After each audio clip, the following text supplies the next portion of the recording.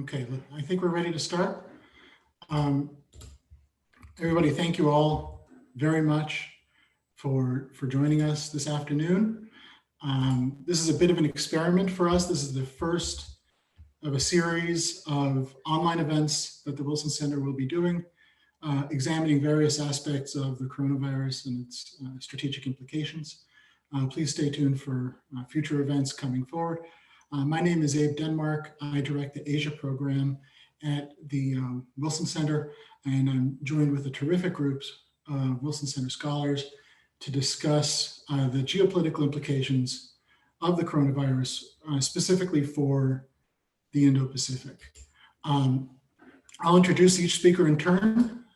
They will have between 7 and 10 minutes for initial remarks. I may have a few questions for them before moving on to the next speaker. If you would like me to ask a question of any of the speakers, please email us at asia@wilsoncenter.org, or you can tweet us at Asia Program. This session is being live streamed and it will be made available for later viewing on the Wilson Center website soon after its conclusion. But before we go to our first speaker, I'd like to offer a few opening thoughts. First, before we address the geopolitical implications of this coronavirus, I believe it's important to first acknowledge the human toll the virus has already taken. Hundreds of thousands of people around the world have been affected. Thousands have already died, both in the United States and China and around the world. The second point I wanted to make is that this is still an evolving crisis. We don't know how successful efforts to mitigate and suppress the virus will be here in the United States or anywhere else. And we also don't know what kind of policies and technologies may be employed in this fight. So these are still early days of this crisis. What we do know, however, is that this is a crisis likely of historical proportions that has the potential to rapidly change geopolitics around the world. Months ago, when we were discussing the emerging great power competition between China and the United States, my colleague Robert Daly, our first speaker today, made a terrific point, what I thought was a terrific point about potential for crises to drive competition between the United States and China in a certain direction. He identified 5 types of crises, which I think are actually quite helpful in helping us think about the implications of this crisis. So the 5 crises that Robert identified: 1, Sputnik, crises like Sputnik, a development so shocking and concerning that it galvanizes national unity around a great power competition. 2, a Suez crisis from 1956, 1957. It demonstrates how far a great power has fallen. In that case, the British, but potentially for other crises as well. 3rd, Tiananmen, which exposed the true nature of a regime. Which exposed the true nature of a regime. The 4th being 9/11, a secondary security issue that distracts a great power from a major strategic concern. In the case of 9/11, burgeoning concern about China, they're being put on the back burner a bit by concerns about international counterterrorism. And the 5th point that Robert made, which he stated was a bit fanciful, a humanitarian crisis or other type of wild card, which he said like an alien invasion, which draws attention to the need for international cooperation around shared problems, despite our differences and suspicions. What we've seen in some developments, what we've seen so far with this crisis is some developments that remind us of all these crises that Robert suggested. While the coronavirus could be an opportunity for galvanizing international response like an alien invasion, so far that hasn't been happening. What we have seen is great power competition that had already been accelerating over the past several years, in some ways kick into overdrive. We've seen China attempt to establish itself as a leader in a global response to the coronavirus, and the United States has struggled mightily to protect its own people, let alone drive a unified international response and provide public goods. The result is an effort by Beijing to muddy the waters about the origins of this virus, while at the same time portraying itself as an ascendant global leader juxtaposed to the United States in decline. That sets the scene for remarks by Robert Daly, director of the Wilson Center's Kissinger Institute on China and the United States. Robert, I'll turn it over to you. Well, thank you, Abe, and thanks to everybody for tuning in, and also thanks to our technical experts at the Wilson Center, Jonathan Tyler and others who are making all of this possible. I want to make 4 points about some of the geopolitical implications of the coronavirus crisis, which, again, as Abe emphasized very importantly, is unfolding. This is going to be the first, I hope, of a number of discussions. 4 points. First, in the way that the United States and China have become involved in a mutual blame game, arguments about who is to blame for the coronavirus, arguments about what to call the coronavirus, clearly we are seeing the fruits now of the deep distrust that has been building up between the two great powers over the past 6 or so years. As all of you know, we've been involved in what's called a trade war. There is a technological competition that is ongoing. There's an ideological competition that is ongoing. And now we see, at a time when we could work more closely together, as we did in 2003 during the SARS crisis, we see the fruits of distrust in that we are trying to score points and in some ways are moving further from each other. This is accelerating, as Abe just mentioned. If that is a pattern that is going to repeat itself, that inability to cooperate is likely to have an impact on global management of other global issues as well. Number 2, the coronavirus crisis seems to be accelerating the decoupling of supply chains, which really began with roughly the launch of the trade war and had been accelerating anyway prior to coronavirus. But with the coronavirus crisis, there has been a lot of attention in the United States on the degree to which we are dependent on China for our biopharmaceutical supply chain and also for medical equipment. That need plays into an ongoing concern that was first addressed in the summer of 2017 when the Trump administration launched a study on domestic defense supply chain resilience. And that study has now been completed and we are looking at new strategies. The idea is that American defense should not be reliant for any resources or technology on other countries generally, but on China in particular. We need a resilient domestic defense supply chain. Now that call really amounts to something like an industrial policy. For example, in the case of rare earths, if we're not going to be dependent on China, we need to reopen the American rare earth supply, which is considerable, but it's an expensive and highly polluting industry. We now see that same strategic logic being applied on the pharmaceutical side. China supplies over 80% of America's active pharmaceutical ingredients. That's a pretty big dependency. Excuse me, quick drink of water.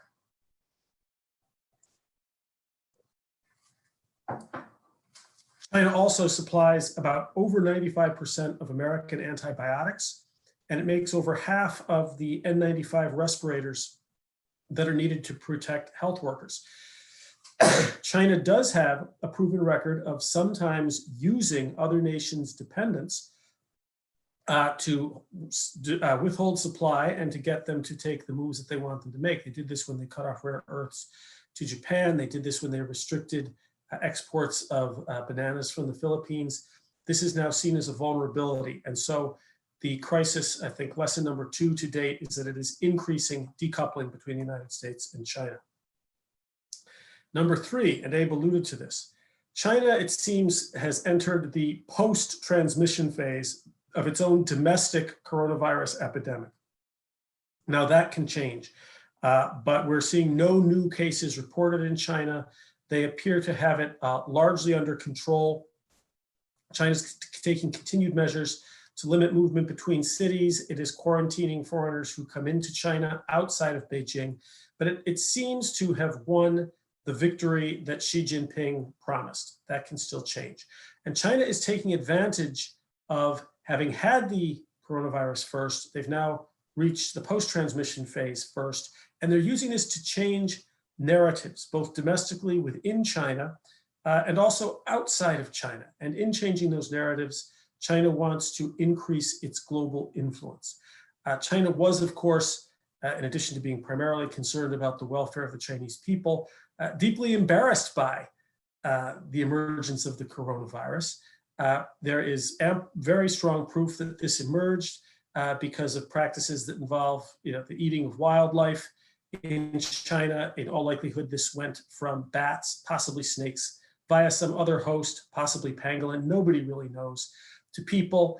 But to suddenly have China be the source of a global pandemic at a time when China is trying to increase its global power is deeply embarrassing. And China wants to change that narrative. How is it doing that? In several ways. First, in its diplomacy and in its domestic propaganda, in its domestic statements to China's own people.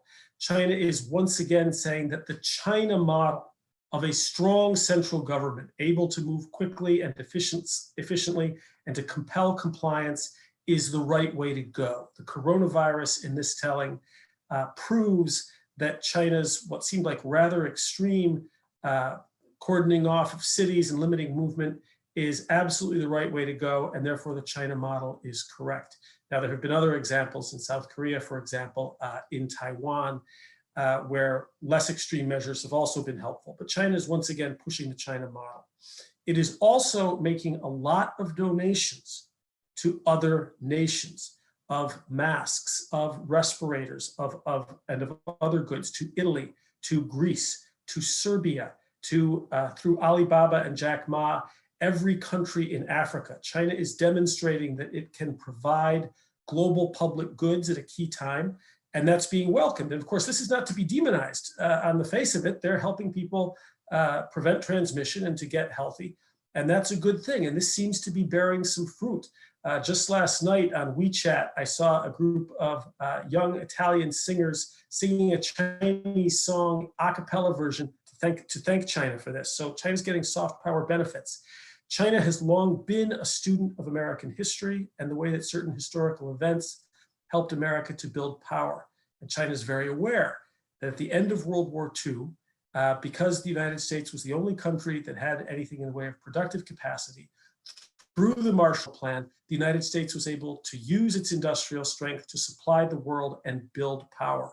Is this China's moment to do the same? They're making moves that suggest they may think that it is. China is also working very hard on a vaccine.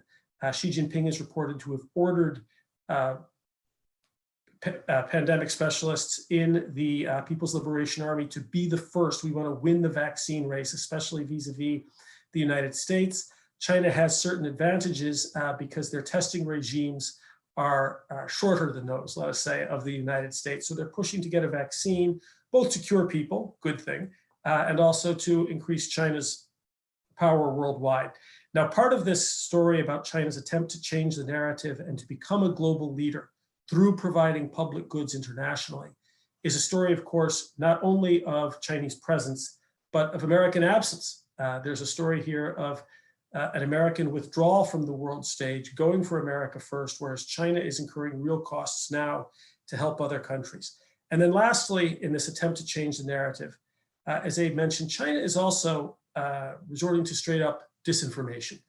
Zhao Lijian, a government spokesman, has suggested strongly and repeatedly that the coronavirus may have originated in the United States and been deliberately, as an act of biological warfare, transmitted to Wuhan by an American military group that was in Wuhan in November.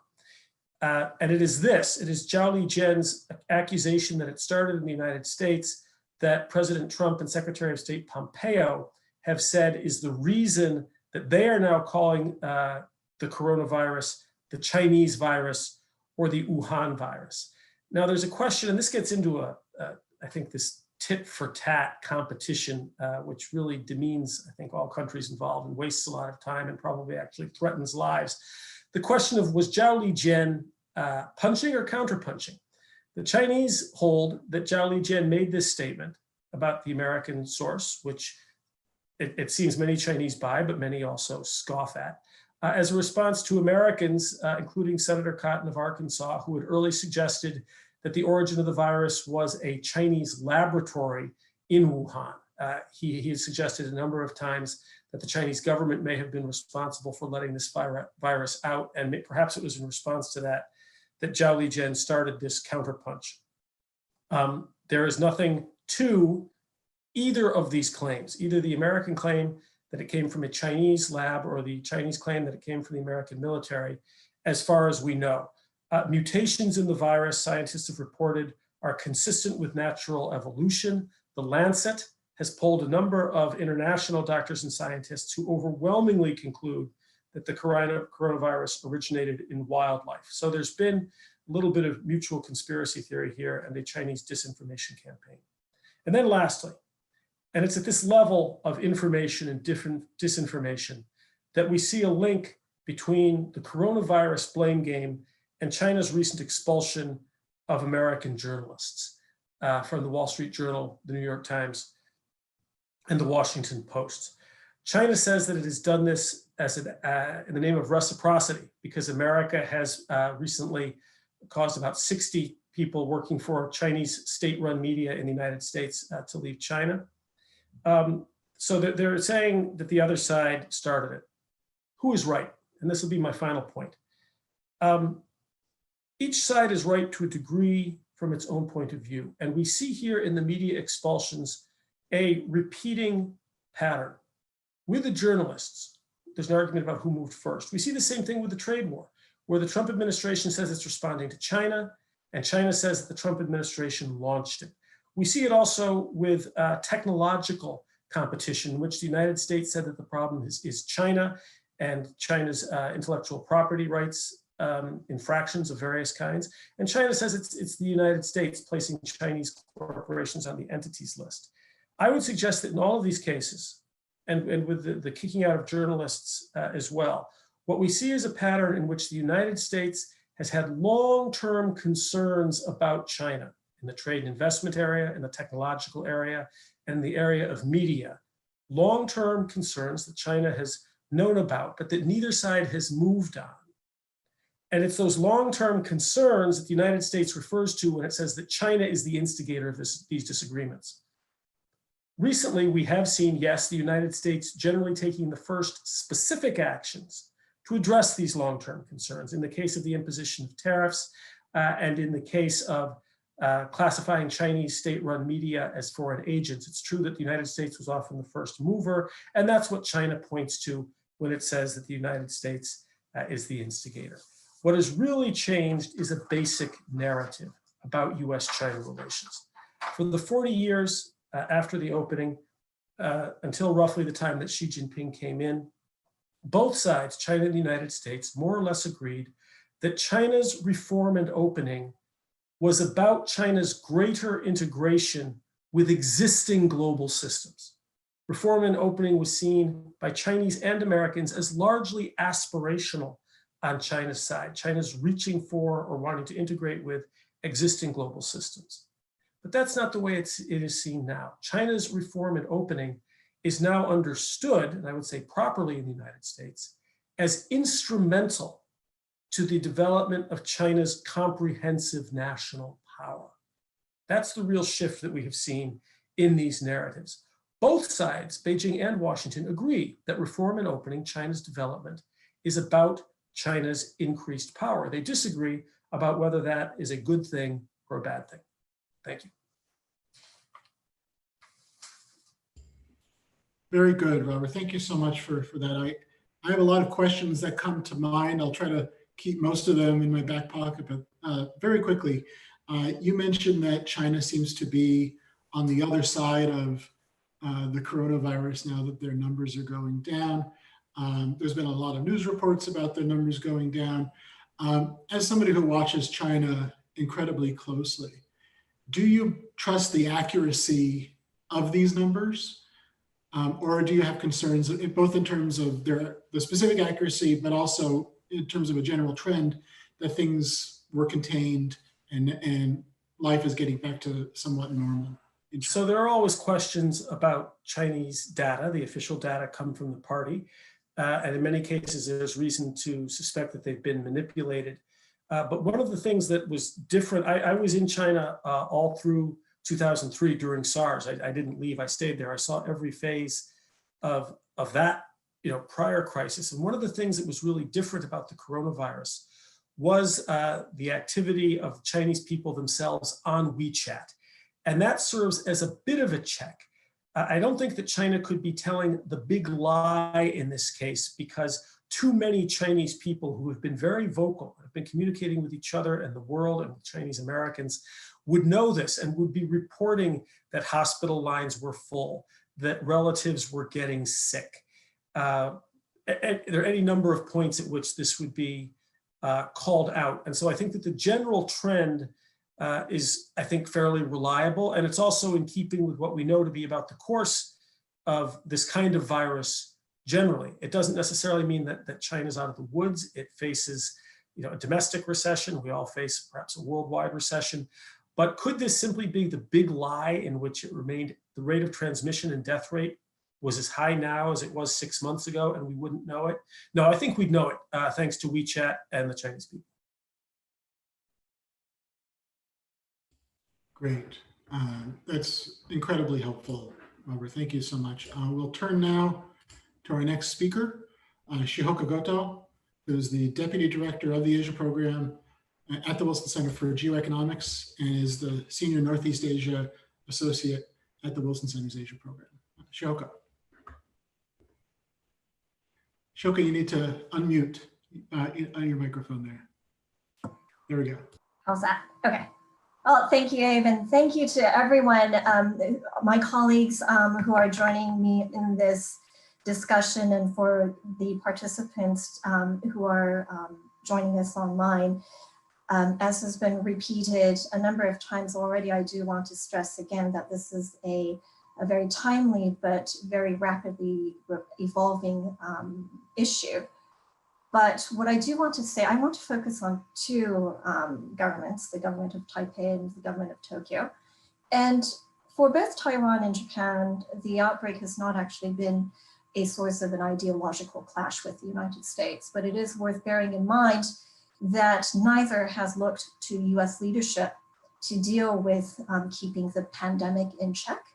And there is great uncertainty about what the United States can offer in terms of economic leadership as we are on the precipice of a global recession. Both Taipei and Tokyo have been able to flatten the curve to a limited extent, at least for now.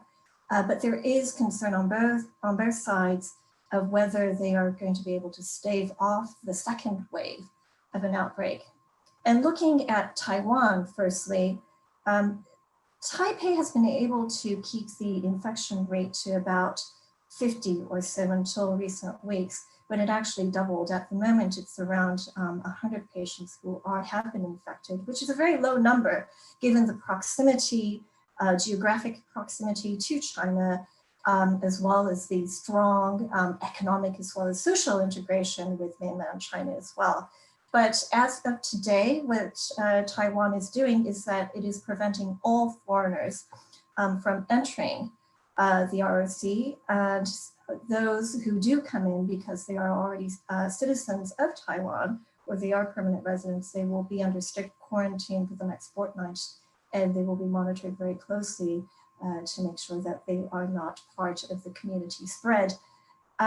There will be close monitoring of this situation developing in Taiwan, not just within Taiwan itself, but also the world at large, because it has been so successful in containing the spread, and as well as taking measures to impose effective quarantine measures. Taiwan's success has actually been clearly demonstrated with great public support for President Tsai Ing-wen. Her support has actually increased by around 12 percentage points, according to the latest public opinion polls. Her support is around 70% since the outbreak of the virus. And that is really a reflection of the public confidence in the steps that Taipei has taken to keep the spread in check. That has been done in particular by sharing information, integrating the data that has been gathered by the various agencies and ministries involved to coordinate on border control, travel history, medical records, and that has really led to a coordinated effort to ensure that there is good public and equitable public access to the necessary services and goods as well. And so I think we're all quite familiar with the success Taiwan has had, for instance, in distributing the masks, which are so much in demand elsewhere in the world. So what they have done is not only to ensure that each Taiwanese citizen who has a medical number has access to masks, but there is also real-time information as to where those masks can actually be purchased. And so there is no stockpiling or panic buying of masks. And what the corona outbreak has done for Taiwan too is it's highlighted the weakness of keeping Taiwan out of the international community. So Taiwan is still not a member of the World Health Organization or any other major international organization. And for Taiwan to be kept out of the WHO is actually to the detriment of not only Taiwan, but also to the world at a time when we do actually need greater pooling, not only of physical and personnel resources, but also greater information exchange and greater global coordination. And by keeping Taiwan out of that, this has really elevated the discussion, the broader discussion about Taiwan's unique international standing. I should point out there that it has not prevented Taiwan. In fact, it has actually enhanced Taiwan's ability to reach out to like-minded countries, including the United States. So as recently as yesterday, Taipei has been able to sign a memo of understanding with Washington to ensure that there is greater bilateral coordination in dealing specifically with this outbreak. That is to say, coordination in developing tests, developing vaccines, producing drugs, and ensuring greater personnel exchange to fight the pandemic as well. So I can come back to Taiwan later, but I do want to also talk a little bit about the situation in Japan. Now, as we know, Japan is the world's third largest economy, and it has seen its infection rate stabilizing. It currently has about 1,700 people who are infected, of which about 730 were infected on the cruise ship. The death rate is around 33 at the moment, which is remarkably low in a country where 25% of the population is actually over 65 years of age, which is seen as that very vulnerable demographic for the coronavirus. But as we know, Japan has not had a very good start. In fact, it had a very disastrous beginning with the outbreak of the virus on the cruise ship. That was a remarkable demonstration of containment failure. The 2-week quarantine on the cruise ship actually did not lead to a dying down of the outbreak, but it actually led to a greater spread. There was also the secondary disaster of not having a good policy in place to keep monitoring those who were released from the cruise ship, and then also to ensure that they were continuing to be being monitored by the Japanese central government and also by the municipal government as well. But what is interesting is that according to a poll conducted last week by the national network NHK, only 25% of the Japanese population is very worried about corona, and 50% is somewhat worried. And 77% of those polled actually say that the Abe administration has been doing either a very good or a fairly good job in containing and dealing with this crisis. And that's really one of the, that's one reason for that, is that Abe, since the cruise ship disaster, has been able to implement a number of stringent policies to keep social distancing, and one of the most notable ones is for schools to be shut down across the country. They remain closed. You may have also seen a lot of footage of sumo wrestlers having their sumo matches, but to an empty audience. This has also been done for a number of sporting events as well. Big events, including the Tokyo Marathon, have been canceled. But as I said, public confidence in the government is relatively high, and there is expectation that schools will actually resume in April. April 1 is the beginning of the academic as well as the financial year in Japan. And so we are expecting schools to reopen, and that in turn could actually lead to a greater spread of the virus that has actually been abated for the time being. Unlike Taiwan, also Japan hasn't had this strict closing off its borders. Japan is excluding 38 citizens of 38 countries from entering the country, but apart from that, the borders are still fairly open.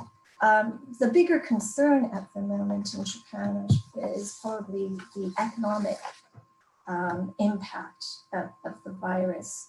So even had this outbreak not been a global phenomenon, even if it had been a regional epidemic centered around China, countries including Japan would have been severely hurt by the downturn in the economic activity of China.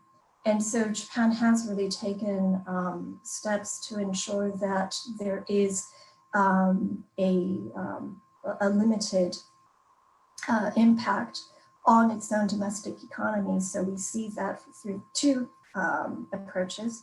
The Japanese Central Bank, the Bank of Japan, is somewhat limited in what it can do in terms of monetary policy. It's essentially at zero interest rate, but it has actually doubled down to ensure that there is liquidity in the marketplace, and it's also ensuring that businesses have access to capital as well. The Bank of Japan is also intervening to shore up corporate bonds, to purchase Japanese real estate trust funds, and really to ensure that the economy has the access to the capital that it needs. On the fiscal front, Japan is currently mulling the possibility of providing cash payouts to individuals as well. But already it's come up with packages of 15 billion and 4 billion respectively to support the bigger companies as well as small and medium-sized enterprises as well. And specific individual companies are also taking steps to ensure that the payment of utility bills, payment of rent can be deferred for the time being. Of course, this is all very uncharted territory, and it's very difficult to gauge what kind of fiscal policy and what kind of monetary stimulus measures actually work, but certainly Japan has made a concerted effort to take steps, whatever steps that it can do. The Achilles heel there of Japan, which is a unique issue for Japan, is the Olympics. This was supposed to be the crowning year for Prime Minister Abe, whose final term is up in September. Hosting the Olympics was really supposed to be this way for him to demonstrate how he has been able to put Japan on the center stage of the world. For now, Japan is saying that it will certainly go forward and host the Summer Olympics in Tokyo. The Olympic torch has actually been sent from Greece to Japan today.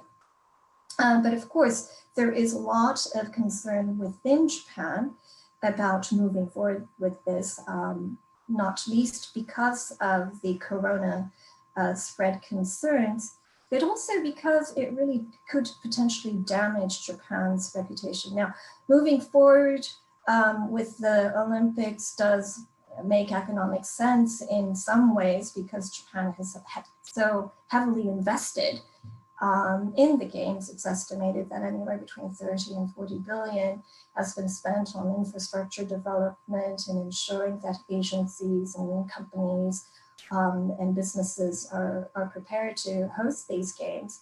But the cost of kind of dragging this decision out, and if it were to be held in a limited way, but it actually risks the possibility of leading to a greater outbreak in the Olympic Village or amongst the athletes or the observers themselves, would be a tremendous blow for Japan. So this is one of the issues that Japan will have to grapple with as well. Great, thank you so much, Yohoko.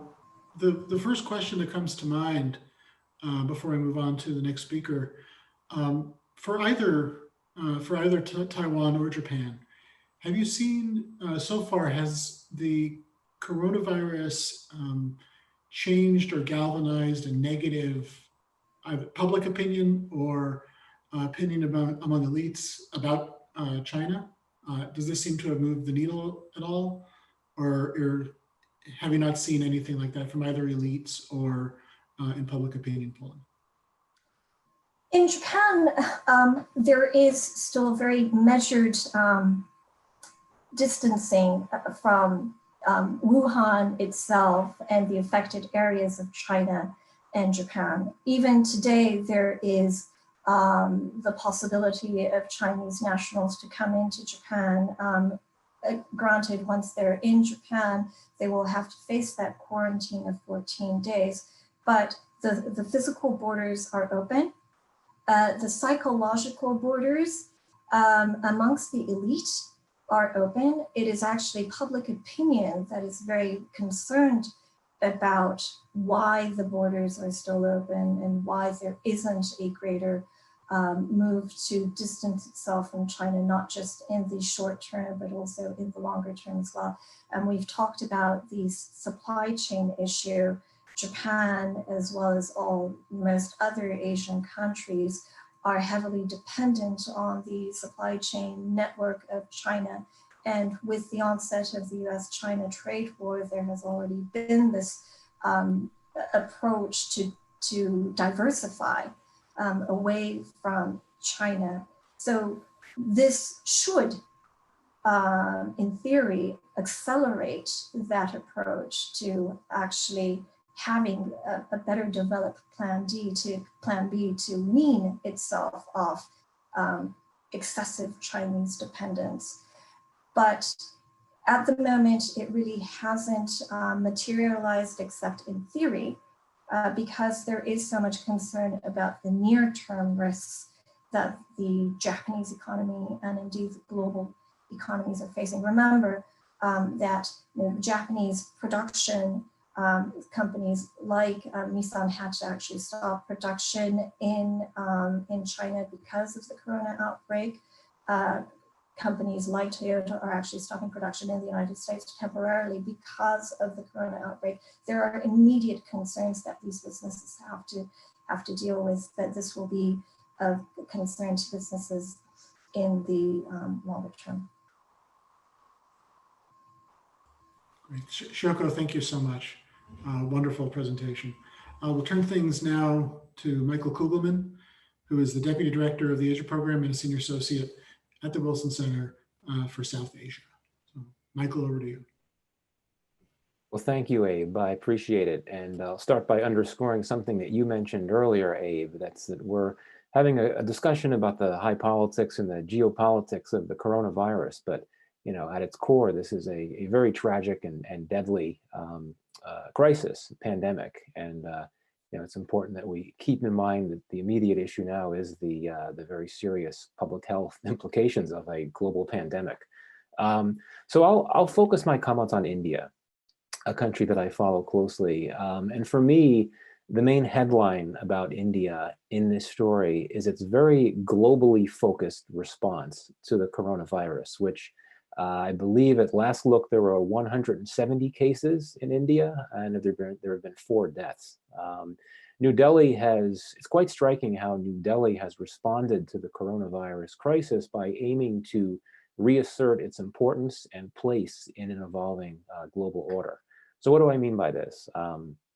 Indian Prime Minister Narendra Modi has sought to position India as a leader in global responses to the virus. First, he proposed and eventually convened a video conference with all the leaders of SAARC, the South Asian Regional Organization. The video conference took place last Sunday, and it included all SAARC members, including Pakistan, India's bitter rival. And these are 2 countries that had not spoken to each other for many months leading up to the point of that video conference. And at the video conference, Modi offered to help set up a rapid response team of medical professionals to help the SAARC countries. He also offered to make a contribution, I believe about $10 million, to a new coronavirus emergency fund for South Asia. And then more recently, just the other day, Prime Minister Modi met with the Saudi Arabian government to discuss the possibility of replicating the SAARC video conference, only this time with the G20 leadership. And of course, Saudi Arabia is the current chair of the G20. The message that New Delhi appears to be telegraphing is that India is a responsible and collaborative global player with the will and the capacity to spearhead cooperation with the international community to combat global threats. So why is India doing this? And here, I'll briefly highlight 3 possible motivations. First, India very frequently tries to push back against criticism, certainly from the US and others as well, that New Delhi punches below its weight as a rising power, that it does not do enough operationally to demonstrate that it should be taken seriously as a rising power. And by taking the lead and proposing joint responses to coronavirus in the region and the world more broadly, Modi really has an opportunity to demonstrate that India is not a global actor to be taken lightly. And I think credit is owed to Prime Minister Modi here. Given the realities of geopolitics today, there have been relatively few world leaders that have stepped up to the plate to propose a multilateral path forward to combat this pandemic. And Modi seems to want to be the leader that does so. Second possible motivation for India's efforts to initiate global responses to coronavirus, I imagine relates to Beijing. India, of course, frequently competes with China, its top strategic rival. And as Abe and Robert mentioned earlier, since getting things under relative control with the virus at home, China in recent days has been projecting itself as a key player in the global response to coronavirus. Now, India, like China, is trying to demonstrate its capacity to have a role in leading some type of global response, but less as a goods provider and more as a convener. And of course, as is so often the case when it comes to the dynamics of the India-China relationship, India has lagged behind China in this effort, for sure. Beijing has sought to lead both as a goods provider and a convener. At any rate, a third motivation for India's efforts to spark global responses to coronavirus may relate to its image abroad. The Indian government has suffered some considerable blows to its image in recent months due to a series of controversial policy moves since its re-election in 2019. These include things like the revocation of the autonomy of Jammu and Kashmir, its passage of a new citizenship law that critics believe discriminates against Muslims, Its perceived silence in the face of some of the most deadly communal violence to take place in India for several decades. All of this has garnered a fair amount of negative international media coverage and criticism from political leaders around the world who fear the Indian government is taking the country in an authoritarian direction at odds with its democratic and religiously pluralistic traditions. And so the Indian government's moves in response to coronavirus suggest a desire to recoup some of the goodwill and perhaps even moral credibility that it has lost from the international community. And that's nothing to sneeze at for an Indian prime minister who had very carefully rehabilitated his global image in a big way in recent years. During his first term as prime minister, he was first elected in 2014. After many years of being perceived by many abroad as a pariah because of his alleged involvement in deadly riots in the state of Gujarat in 2012, where he was the chief minister at the time. So the question here is, will Modi be successful in these efforts to spearhead global responses to coronavirus? Not necessarily. I think we have to be very fair about this. The discussion that he led at SARC, the video conference he led with other South Asian governments, has not led to any follow-up just yet. No one else has agreed to make a contribution to this emergency fund that he had proposed. No one else has proposed to add medical facility to this rapid response medical team. And also, maybe more importantly, I mean, not to state the obvious, but many countries, so many countries around the world are understandably too focused on the coronavirus at home to focus on coordinated regional, global, multilateral responses. And certainly if India were to struggle to curb the spread of the violence at home, and it's too early to tell what's going to happen with that, but if it gets really bad in India, this could, end up causing some problems for India and for the Indian government. There could be criticism that he was trying to focus too much on doing things abroad to the detriment of focusing more at home. But at any rate, I do think that the fact that Modi has at least tried to initiate this global effort is significant. So just to conclude, get to the issue of what this might mean for the US government. What are some lessons for the US government? Modi's attempts to encourage collective responses to coronavirus underscore that there is still a very real need for more multilateralism, especially when you're facing a shared global threat as serious as COVID-19, and at a moment when the world order, one could argue, is in a considerable flux, and also at a moment when China, America's core strategic rival, has really been the only other main player that has tried to craft global responses to lead efforts to launch global responses to coronavirus. I think there's an opportunity here for Washington to partner with its Indian friend in helping craft some type of broader multilateral effort. Just a few days ago, Secretary of State Pompeo spoke on the phone with his Indian interlocutor, S. Jaishankar, about how the two countries can work together to combat coronavirus. And this came just a few weeks after President Trump's visit to India, which produced a joint statement that called for the two sides to increase cooperation on managing disease outbreaks. And the joint statement said, quote, "In support of global efforts to prevent, detect, and respond to disease outbreaks such as novel COVID-19, President Trump and Prime Minister Modi committed to continuing their successful efforts in the areas of prevention, early detection, and rapid outbreak response." So to conclude, I think that the coronavirus and India's globally minded response to it underscore not just the importance of multilateralism, but also the possibilities for a partnership with the United States that go beyond issues like arms sales and all of the other issues that we hear a lot about more and that tend to dominate the relationship. So thank you.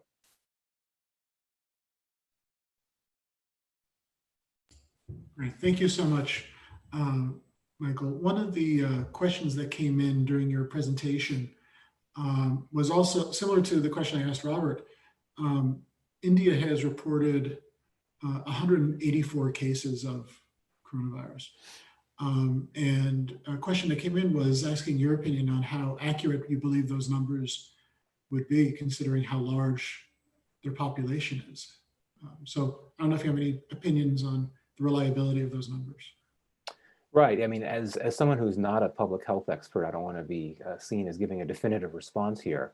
But certainly, I think for the reason you mentioned, we have to be skeptical. I think also the fact that there has not been as much testing for coronavirus as ideally could be done in India. One has reason to believe the numbers could be higher. You know, this is a country. I produced a blog post for the Wilson Center's Asia program blog the other day on this, in which I sort of laid out the important fact that India has some of the most densely populated cities in the world. Chennai, Kolkata, these are very densely populated cities. Social distancing is very difficult to get to happen, much less impose. And there certainly are a number of considerable constraints in the health infrastructure, health institutions. So I would certainly not be surprised if the numbers are higher. The Indian government claims that there has not yet been any community spread of coronavirus in India. Again, that seems a bit surprising.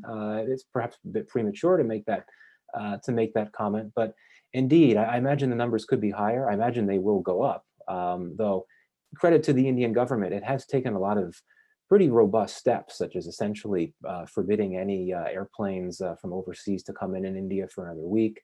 The Indian government has cut off all visas, or it's not giving out any visas to anyone to come to the country for at least the next week or so. So it's doing what it can. But to answer your question, I do think that there's good reason to fear that the numbers could be higher than the official figure of 180 or whatever it is now. Okay, terrific. Thank you so much, Michael. Very good presentation. Now I'll turn things over to Jean Lee, Director of the Hyundai Motor Korea Foundation Center for Korean History and Public Policy in the Asia program at the Wilson Center. Jean. Hi, I just took some allergy medicine, so I'm a little drowsy, so I apologize. But I think I'll try to keep my remarks short because we want to leave a little time for Prashant. But I just wanted to offer a few facts first about South Korea, because I think South Korea offers a very interesting example for how to tackle the spread of this virus. So the first case of confirmed coronavirus in South Korea was on January 20th. They raised the virus alert level to red, which is the highest level, on February 23rd after a big jump in confirmed infections. An interesting detail is that both South Korea and the United States had their confirmed cases of COVID-19 on the same day, January 20th, but they've certainly taken vastly different approaches in how to tackle the infections. South Korea has chosen to be very aggressive with testing and tracing. According to the South Korean foreign minister, who gave an interview to BBC recently, which I highly recommend watching, the South Korean government was very quick to obtain the genetic sequencing of the virus from China. The government got together with research institutions, shared the information very quickly with pharmaceutical companies, and that enabled them to produce diagnostic kits quickly as well. And so they've tested more than 307,000 suspected cases. 280,000 have come back negative, and out of those tests, more than 8,500 people have been confirmed with COVID-19. Now, the mortality rate is about little more than 1%. 91 people have died. So that's certainly in contrast to the mortality rate in a place like Italy, for example. And I think South Korea appears to be on its way to flattening the curve. So for 4 days straight, very promising drop in the number of new confirmed infections. Below 100. Yesterday, they had a bit of a spike, 152 new cases. And I think this is going to be the big challenge and something that we're watching very closely. Many of the new infections are cluster infections, and clusters account for about 80% of the confirmed cases. And this is going to be very difficult for a country like South Korea, which, like India, tends to be very social. Cities are very densely packed, and certainly that first initial spread in February was from, many of you have heard about the religious group that did congregate in violation of some of the restrictions that were, or the advice from their government. So that's going to be something that's a challenge for South Korea. The people, I think, have been very good about adhering to social distancing. One thing that helps and which we find so interesting is their use of technology in trying to track, trace, and alert the public. And one thing about South Korea that we should note is that they are not new to epidemics. In 2015, they did have an outbreak of MERS, Middle East Respiratory Syndrome, and that was an opportunity for the government to assess whether they were taking the steps needed in order to track, trace, and clamp down on the spread of a virus. And so since then, and this is something I have to do every time I go back to South Korea, is you will have to go through and your temperature is tested. The South Koreans have taken that one step further, and I understand they're now requiring people who are coming into the country to download an app, and that they're asked to check in on a regular basis so that the government can keep track of the illness. As part of the response to MERS, the South Koreans did try to institute federal level requirements on, or I should say, federal level ways to distribute information at the federal level. So South Koreans are getting very regular SNS alerts. And I did have my junior scholars and interns send me a couple. So one of them, they're very detailed. It's funny because the one that she sent me, our junior scholars sent me, it's for the town of Goyang. So if you speak Korean, you know that Goyangi means cat. So they've got the emojis of a cat with a mask on. So they're trying to find a sense of humor in all of this. But these alerts are very specific. It says, it identifies a confirmed case, the age, the gender, the exact location, the exact neighborhood, whether the person was wearing a mask, where the person was, how often they're wearing the mask. So very detailed information so that the public is aware and can for themselves track and decide how they're going to circulate and monitor their own movements. I think one thing that I wanted to mention is that South Korea I think it does present a very interesting example of a country that was very aggressive in testing and tracing, is coping with the possibility of more infections from clusters, as well as people coming into the country. So we will see them taking greater measures to restrict and control arrivals. They had some South Korean fencers come back and test positive after competing in Europe. And certainly, for example, they've had some citizens who tested positive after going to a Zumba class. So they're very vigilant and aware that they've got to stop the continued spread of the virus. I wanted to mention, in terms of a geopolitical sense, there has been some criticism in South Korea of President Moon for not halting the entry of all travelers from China in the early days of the outbreak. I do believe that President Moon, South Korea is a country that is not a stranger to the backlash their people can face if they anger China. They certainly saw the effect of unofficial sanctions imposed by China in recent years over political decisions they've made, decisions when they've aligned with the United States. So this is something that has certainly been on the minds of Korean officials over the past few years, is how to navigate this strategic competition between the US and China. I do think that President Moon was weighing those calculations very carefully when he made his early decisions about coronavirus and entry bans. And I suspect he was trying to keep those supply chains open. I did see that South Korean and Chinese officials had a video conference recently. And so I think South Korea presents an interesting example of how you maintain those relationships in order to make sure that you can maintain the connections with the countries around you, so that you have the supplies that you need, the information that you need to tackle an epidemic like this. Similarly, they lobby quite hard to avoid being put on the list of countries like China restricted from entering the United States. So that's another example of how they lobbied the United States to make sure that that relationship remained intact.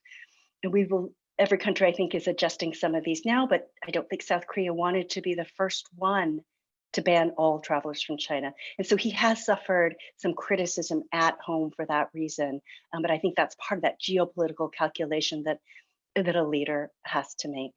And I think I'll leave it at that for now. I think we need to look at South Korea as an example of transparency, an example of aggressive testing.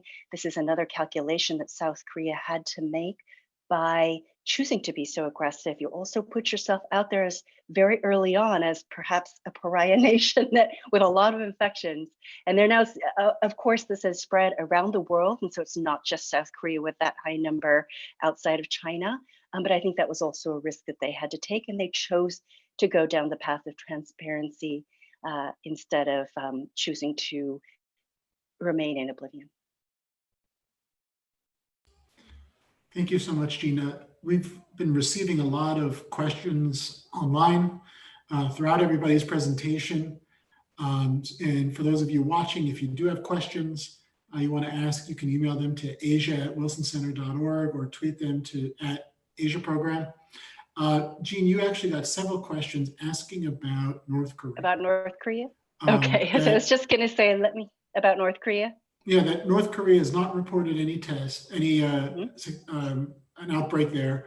But recently, the USFK commander, General Abrams, has said that they expect that there is fairly certain that it has happened. I wonder if you could comment a bit about your expectations about what's going on, and if you think it would, what kind of implications it could have for North Korean behavior, North Korean society. Yeah, I also find it very hard to believe that this hasn't reached North Korea. It may be technically true that they haven't carried out testing. I have been pushing North Korea to open its borders to allow those test kits to go in, and I hope that they've started testing. Whether or not we'll get confirmation, talk about a country that controls the flow of information and has a very strong propaganda machinery, we may never know. However, this is a population that is extremely vulnerable. I cannot stress how dangerous it would be if the virus were to take hold, because talk about immunocompromised people, they're malnutritioned, they don't have adequate sanitizer. Oftentimes when I was there, I didn't have soap. The hospitals are ill-equipped. They don't often have running water even in many of the hospitals. And it's very interesting. So I find it very hard to believe that that they don't have cases. They're probably presenting as pneumonia or flu, and I suspect there are a number of deaths. We may never hear about it. But from a humanitarian point of view, it is very concerning. I think that from the leadership's point of view, they're probably very concerned about the effect that such deaths could have, perhaps if it were to infiltrate the military, for example. That could be something that could threaten Kim Jong-un's leadership. So he's probably very concerned about keeping the virus at bay. And so what North Korea has done is really try to seal the country off, shut its borders. And that, of course, means that they're limited in terms of their ability to trade with outside countries, to bring people, the personnel, aid, anything into the country. So there are a lot of knock-on effects that come with sealing the border. And I would have to say that propaganda is not going to keep the virus out. It's going to find its way in, given all that cross-border traffic that was happening until they sealed that border. An interesting develop I tweeted about yesterday, which is that Kim Jong-un he did release a treatise yesterday and took a very interesting policy shift, and is now asking everybody to drop what they're doing and help build a general hospital in Pyongyang. And one of the things I've discussed recently is, they have a few well-equipped hospitals, but none that were really available for ordinary people. So this is a good development. It does raise the question, did he do this in response to coronavirus? Perhaps, but any attention paid to the well-being of the North Korean people is something that I welcome. So whatever prompted that policy decision is a good thing in the long run for the North Korean people. Were there any specific questions that they'd like for me to address? I think you covered the main stuff. We can get into a bit more during the Q&A. I want to make sure that Prashant has enough time to speak as well. Okay. Jean, thank you so much for your thoughts. Next, we'll turn over to our last speaker for this event, Dr. Prashanth Parameswaran. I preemptively apologize to him for butchering his last name. He is a global fellow in the Wilson Center's Asia program and also works as a senior editor at The Diplomat. So Prashanth, I'll turn things over to you. Great, thanks a lot. Can everybody hear me? Okay, great, awesome. So I guess Southeast Asia is a very difficult region to talk about with respect to the coronavirus, because essentially this is a region that is just coming to grips with the situation, in spite of the fact that several of the major Southeast Asian countries actually border China. And there have been a lot of suspicions that this has been something that's been lurking behind the scenes, and some Southeast Asian governments haven't been very honest and transparent about the situation that's been going on. So essentially the dynamic in the region is that apart from Singapore and Vietnam, who have been acting very early and decisively, the rest of the region is really only now waking up to the severity of the challenge. And so the fear is that over the next few weeks, we're actually going to see cases rise. And in terms of the geopolitical implications, we really are now only seeing the tip of the iceberg with respect to three particular aspects of it. One is the regime legitimacy of some of these key governments. Two, regional cooperation with respect to Southeast Asia more generally, and then how the region is engaging with major powers, chiefly the United States and China. So I think in terms of the situation, these are still preliminary numbers and very hard to get a look at what the region is sort of doing so far in terms of cases, but we have roughly about 2,000 cases. 8 of the 11 Southeast Asian countries have confirmed cases as of now. Only Laos, Myanmar, and Timor-Leste do not. There's a lot of suspicion about whether Laos and Myanmar in particular don't have any cases. They share a border with China. And in the case of Myanmar, it's over 2,000 kilometers, and there's a lot of cross-border trade. So a lot of skepticism as to whether that actually is true or not. And Myanmar is going to be holding an election later this year, and Aung San Suu Kyi and the Burmese government are still continuing to do rallies as of now. And there are a lot of concerns, particularly on the health side, about what this means for the country. In terms of the distribution of cases, of the 8, the cases vary from around a few dozen to a few hundred.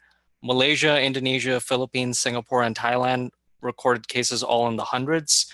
Cambodia, Brunei, and Vietnam, you're seeing dozens of cases. But these numbers, as I said, can fluctuate over time.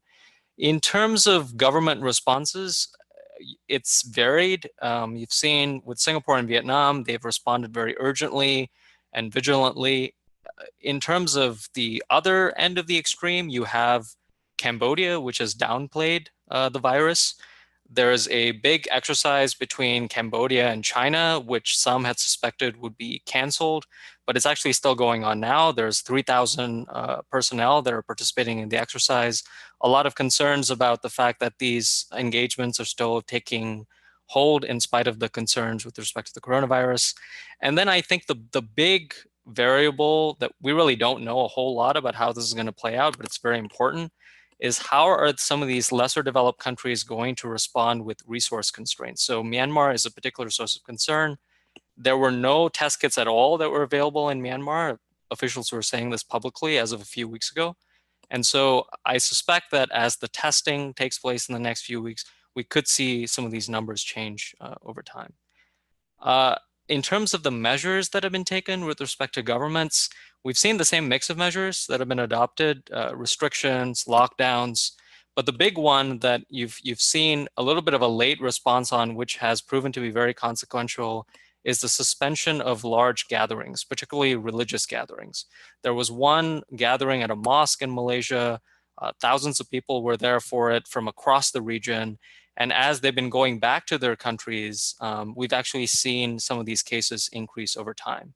So this has been a situation where the governments have reacted a little bit late, but hopefully some of these suspensions of gatherings will actually bode well for the region in terms of at least keeping the number of cases down. Now, in terms of the geopolitical implications, I mentioned 3 at the outset. I think the first one that really is kind of the most interesting one, and we don't know a whole lot about it, is how is this going to affect the performance legitimacy of various governments? You have, Southeast Asia is a very diverse region. You've got 11 separate countries, but you have a series of elections that are going to be held and other events on the political calendar that are going to be quite significant. Singapore is the one that is the most immediate. It's a country that was supposed to hold elections sometime this year or early next year.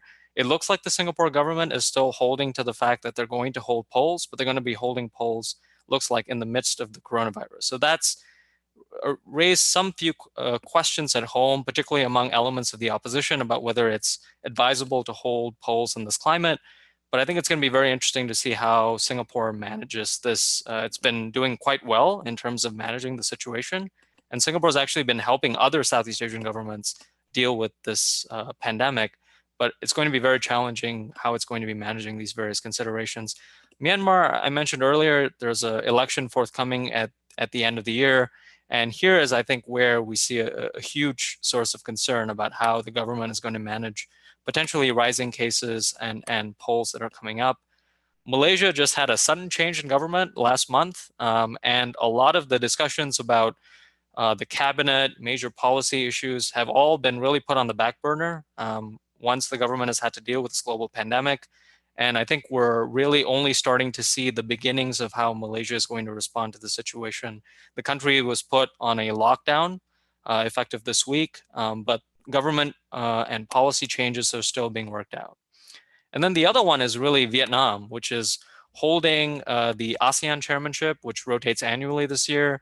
It has a non-permanent seat on the UN Security Council. And it's also holding its party congress in early 2021. So the Vietnamese government is really stepping up on the accelerator to see if it can get through a lot of policy responses to limit the economic impact of this, and then also manage the social consequences, because it doesn't want to be dealing with a lot of these negative consequences towards the end of the year as it's dealing with a lot of its events on its political calendar. I think the second one that's really important to watch is the limits of regional cooperation. So Southeast Asia, by default, mostly is kind of the area where you get a lot of the regional cooperation through the Association of Southeast Asian Nations. But with some exceptions, I think there have been some behind the scenes meetings between governments in Southeast Asia, meetings of the ASEAN Center for Military Medicine, but ASEAN really has been missing in action in this crisis. And I think there is a tendency to kind of say, well, this is because ASEAN's a weak organization institutionally. But Indonesia's former foreign minister, Marty Natalegawa, one of the foremost multilateralists in Southeast Asia, wrote a piece last month and said, this is really not the case. I mean, ASEAN has a lot of mechanisms that are set up to deal with this crisis. And really, this is more of a reflection of a lack of willingness in the region to use existing mechanisms and a lack of leadership in these Southeast Asian countries to actually come up with a response. So that's, I think, been a little bit unfortunate. We have seen measures like there was an emergency meeting that was held between ASEAN and China last month, and the Philippines that serves as the coordinator for the ASEAN-China meetings this year helped organize that. And there was a lot of fanfare and a lot of good rhetoric around ASEAN-China cooperation. But that really didn't speak a lot to the regional responses that Southeast Asia needs in terms of coordination of assistance, coordination of aid, coordination of responses. So that's been unfortunate. I think the third one I would mention quite briefly is major power engagement.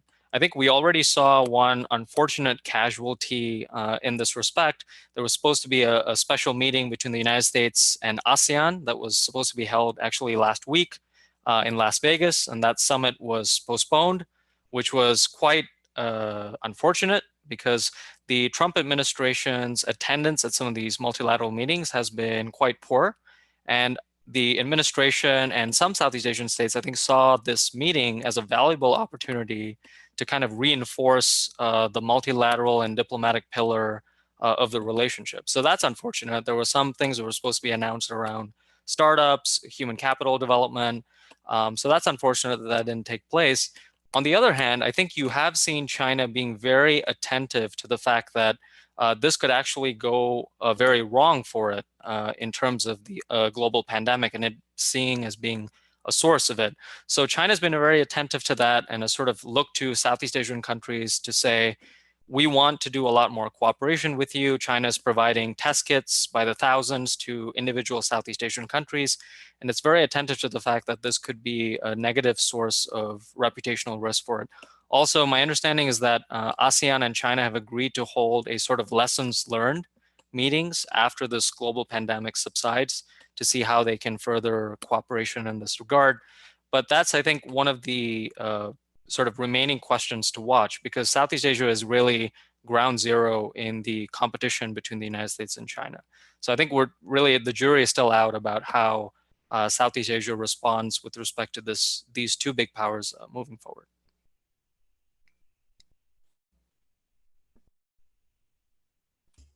Thank you so much, Prashant. That was very good. I do have a question for you, but I think in order to set the right frame for it, I'll transition to the Q&A section of this. We've had a lot of questions come in throughout everybody's presentation. Everybody has questions, multiple questions lined up for them. And we have 12 minutes until the end of this session. So I'll try to cycle through these fairly quickly and ask if you could keep your answers as brief as possible. I'd appreciate it. First question is for Robert Daly, who's been kind enough to sit through and listen out to everybody's presentation after he let things off. And the question is about the implications of a potential Chinese economic downturn. We've seen reports of industrial output falling about 13% in January, February.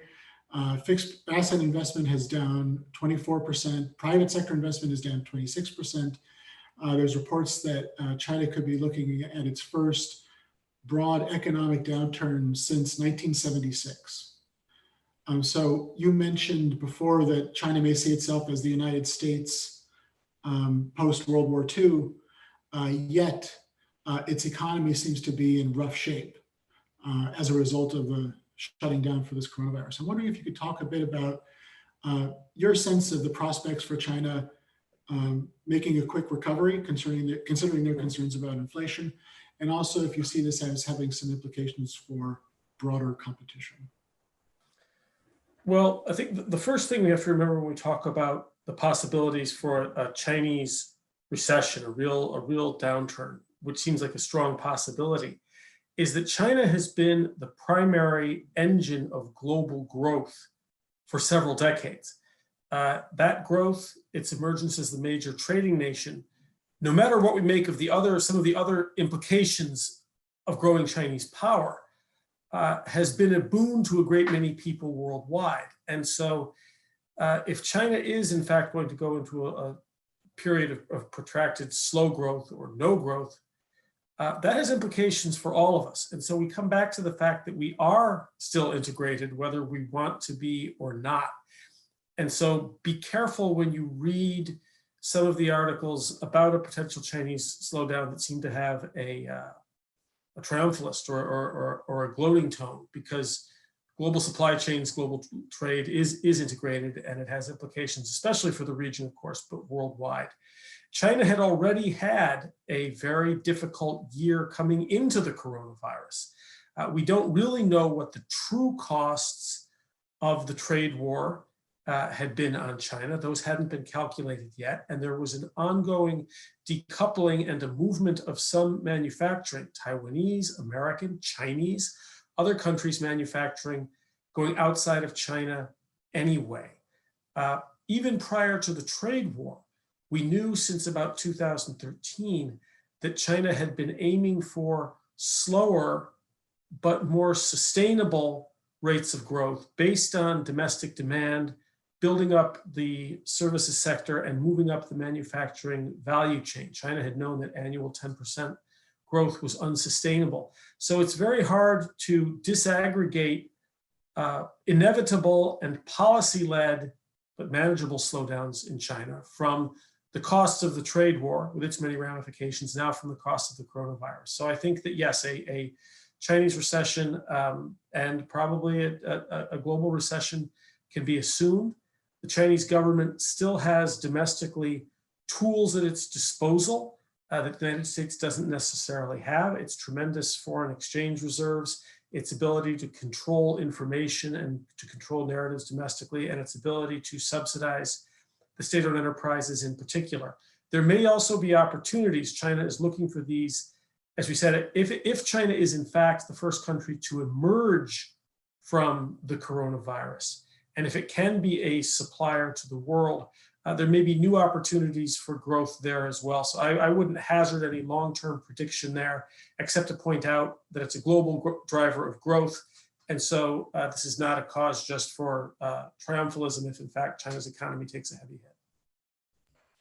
Great, and thank you, Robert. And I think that leads to questions, the same question really for Prashant and for Michael. If you could discuss quite briefly your expectations on the implications of an economic slowdown in China for your respective areas of focus, Prashant in Southeast Asia and Michael, especially in Pakistan, considering its close economic ties. You could just briefly explain what you think the implications of this could be for your areas. I'd appreciate it. Let's go Prashant, if you could address that first.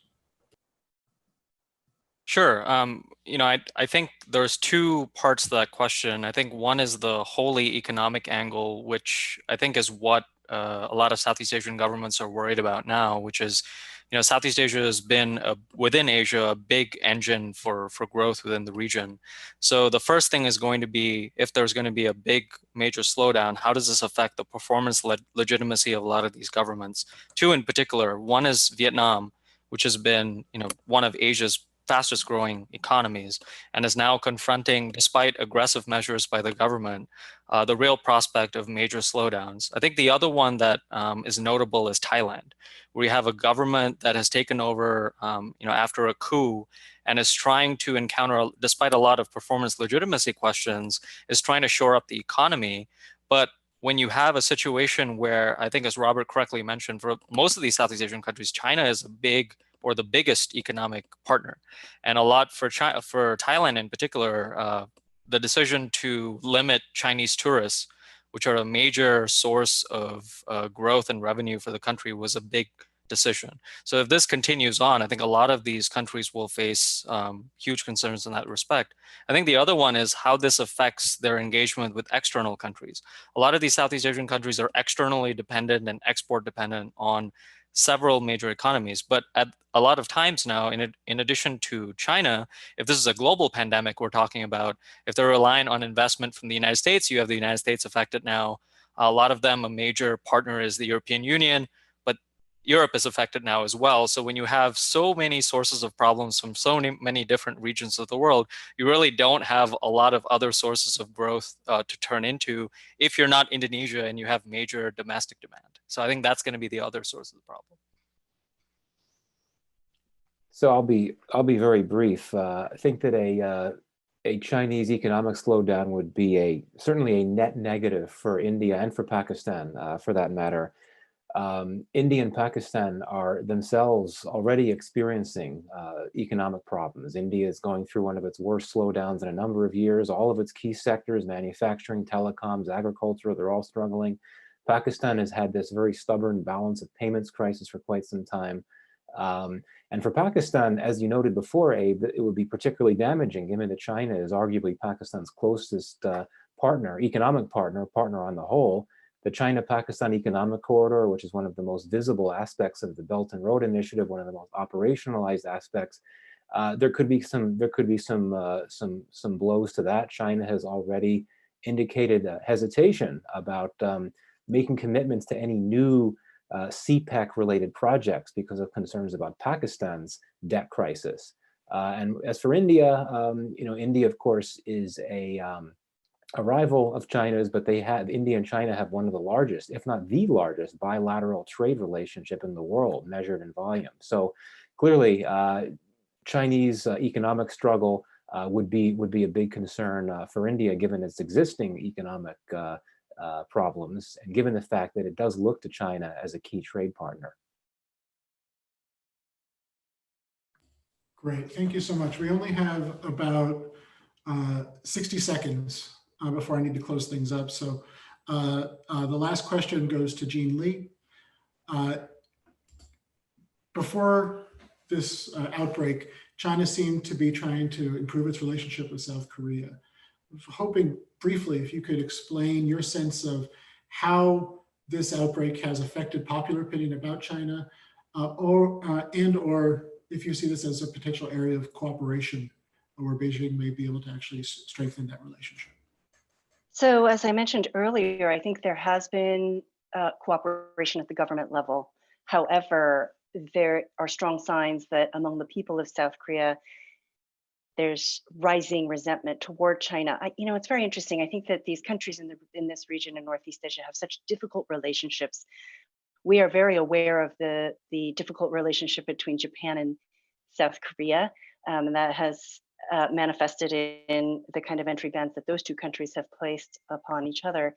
But the animosity or the resentment that the Koreans, and I mean the South Koreans and the North Koreans, the resentment that they feel toward China and its influence in the region and its influence over their economic futures is something that really just bubbles just below the surface. And something like this is putting a strain on how they look at China. And so I think we're seeing in South Korean media quite a lot of anger, and just among friends and family, quite a lot of anger toward China. So it's a very interesting development. But on the government level, I'm seeing cooperation between South Korea and China.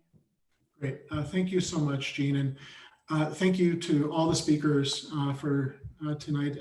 Shoko, I'm very sorry we didn't have enough time to get to another question for you. But thank you also to all the participants who logged in today. As I mentioned, this is the first in a series of events that the Wilson Center will be having on the coronavirus. According to Johns Hopkins University, there are right now 236,420 confirmed cases around the world, as well as 9,790 deaths. So with the expectation that we're only at the beginning of this, this is something that we at the Wilson Center will be covering very closely. We look forward to seeing you again on this new style of event online. Thank you all very much for coming, and have a good day.